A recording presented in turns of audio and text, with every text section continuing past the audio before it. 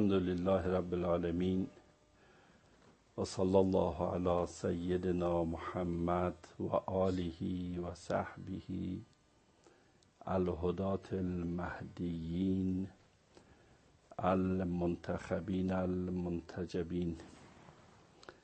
بحث ما در مسائل جهاد با نفس بود.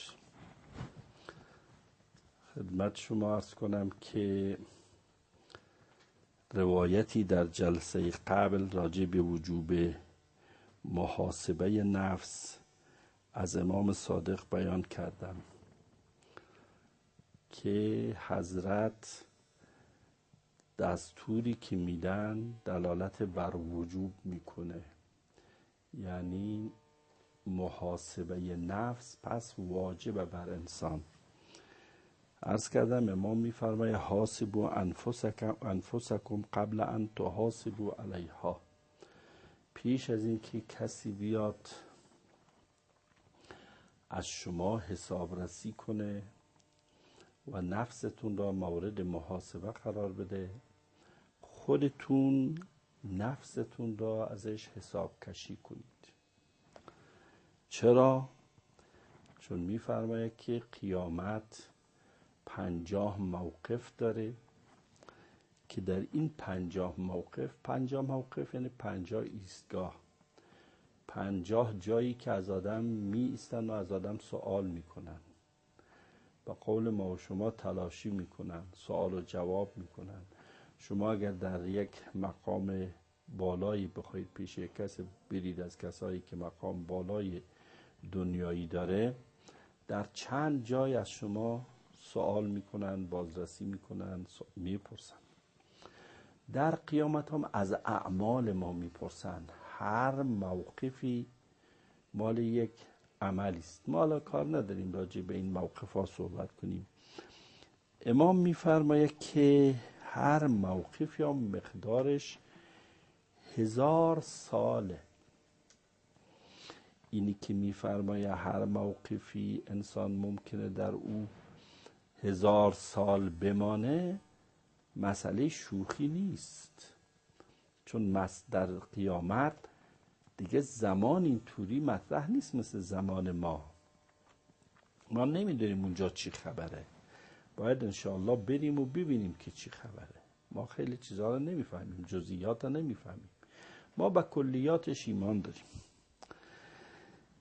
بعد در اول این روایت امام جملاتی رو میفرماید که برای ما خیلی کاربردی است. این جملات خیلی برای ما مفیده، یعنی میتونیم ازش استفاده کنیم برای کارهایی که داریم. و گویا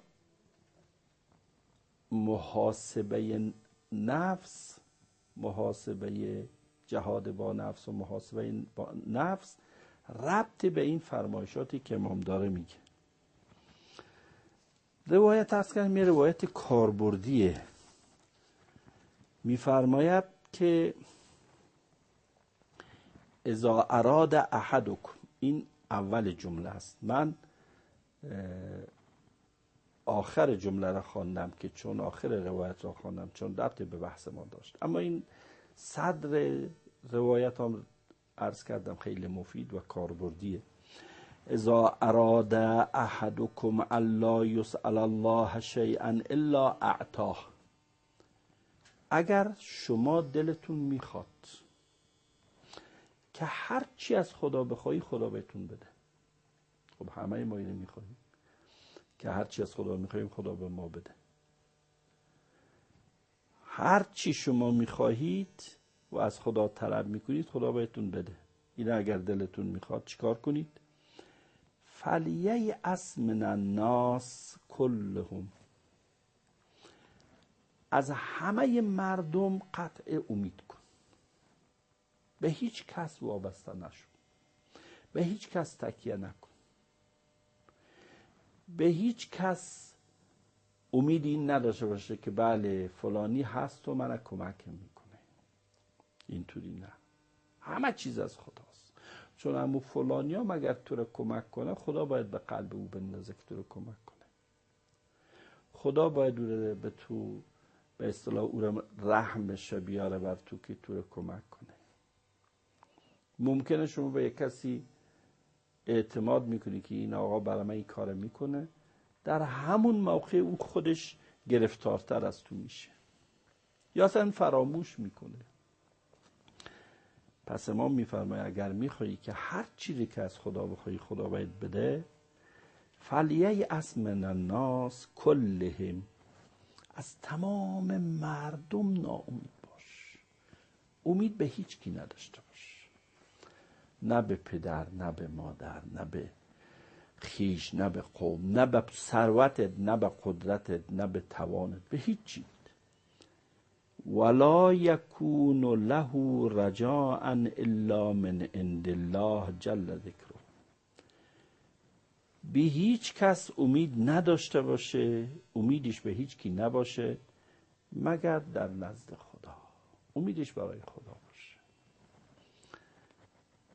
فاذا علم الله جل و عز ذلک من قلبه، وقتی که خدا این قلب را ببینه که این قلب درش جز خدا چیزی نیست در لوح دلم جز الف قومتی یار، در این قلب جز خدا کسی نیست، امیدی به هیچ کس در این قلب نیست جز امید به خدا. فاذا علم الله جل و عز ذلک من قلبه، خدا این صفت را در قلب ما بداند و ببیند، فلم یسأل الله شیئا الا اعطاه، هیچ چی را از خدا نمیخواد مگر خدا بهش میده. این روایت کاربرد است. بعضیا میگن خدا چرا حاجات ما را برآورده نمیکنه، چرا دعای ما را مستجاب نمیکنه. امام خیلی قشنگ میفرماید وقتی تو در اون قلبت غیر از خدا کسای دگان باشه، خب بله فلانی کارم درست میکنه، فلانی نبود فلانی، فلانی نبود فلانی، این نه، پولم، ثروتم، توانم، آبرویم، عزتم. در این صورت تو با خدا شریک قرار دادی کسایی را. والان که قل اللهم مالک الملک، خدا مالک الملک، تؤتی الملک من تشاء و تنزع الملک ممن تشاء، تعز من تشاء و تذل من تشاء بیدک الخیر. لذا وقتی که خدا میدونه که در قلب من خدا نیست، خدا جا نداره، من در قلب خودم به فلان رفیقم بیشتر مطمئنم تا خدا، به یک چارقران خودم بیشتر اعتماد دارم تا خدا، به قدرت خودم، به توان خودم بیشتر اعتماد دارم به خدا، خدا ما را ول میکنه، رهای ما میکنه. خب فاذا علم الله جل و عز ذلک من قلبه، خدا بدانه که در قلبی جز خدا چیزی نیست، همش خداست. لم یسأل الله شیئا الا اعطاه، هیچی از خدا در این صورت نمیخواد مگر خدا بهش میده. چرا؟ چون خدا میبینه که جز امید به خدا دیگه به جای دیگه نداره. اللهم ما بنا من نعمت فمنک لا اله الا انت سبحانک انی کنت من الظالمین. بعدش امام میفرمایه فحاسبوا انفسکم قبل ان تحاسبوا. گویا من اینطوری از این روایت برداشت میکنم که امام میخواد بگه که خب دلت میخواد که خدا تمام حاجات برآورده کنه، بله. راهش چیست؟ راهش این که از همه مردم قطع امید کن، امید به خدا داشته باش. از کجا میتوانم به این مرحله برسم از همه قطع امید کنم، به هیچ کی توجه نداشته باشم جز خدا؟ امام این جمله‌ای که میگه فحاسبو، فا به قول طلبا فای تفریعیه است. پس اگر میخواهی بر این مرحله برسی این کار را انجام بده. چی کار کن؟ حاسبوا انفسکم قبل ان تحاسبوا. پس بنابراین که اگر میخواهی اعتماد کامل به خدا پیدا کنی، امیدت خدا باشه، رجایت خدا باشه، راهش اینه که حساب نفست داشته باشی، به حساب نفست برسی، نفست را محاسبه کنی و جز خدا چیزی در او نگذاری که رسوخ پیدا کنه، شهوت درش رسوخ پیدا نکنه، نام و نشان درش رسوخ پیدا نکنه، کاری بکنم که نامم بلند بشه.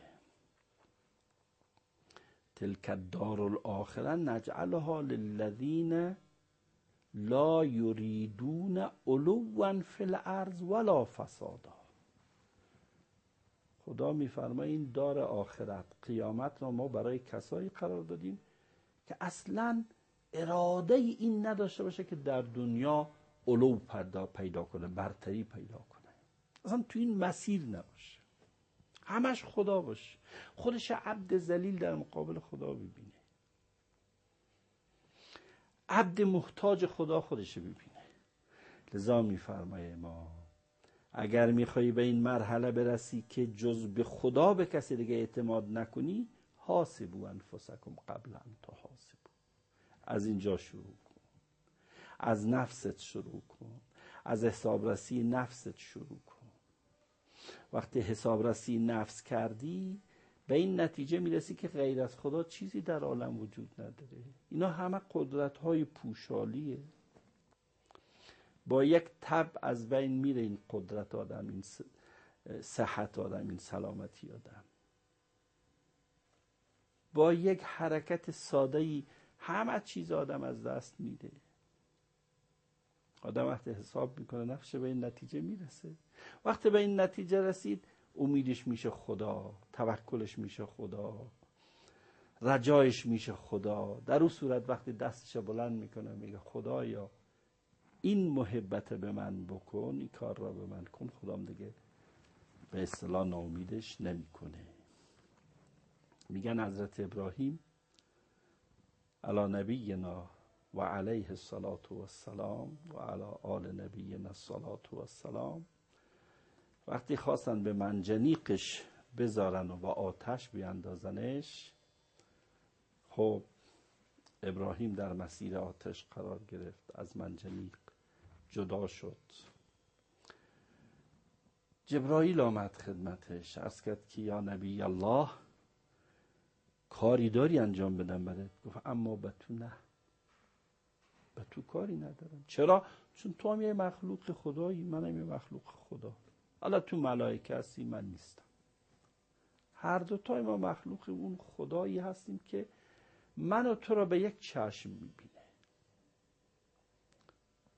تبعیض در اونجا نیست. این فلان قومه، این فلان قومه، این پولداره، این فقیره، این ثروتمنده، این پدرش امامه، این نمیدونم برادرش امامه، این نیست. نه، این حرفا نیست اونجا. ان اکرمکم عند الله اتقاکم. پس به تو من هیچ امید، هیچ احتیاجی ندارم. گفت به کی احتیاج داری؟ گفت به خدا. گفت خب از خدا بخوای.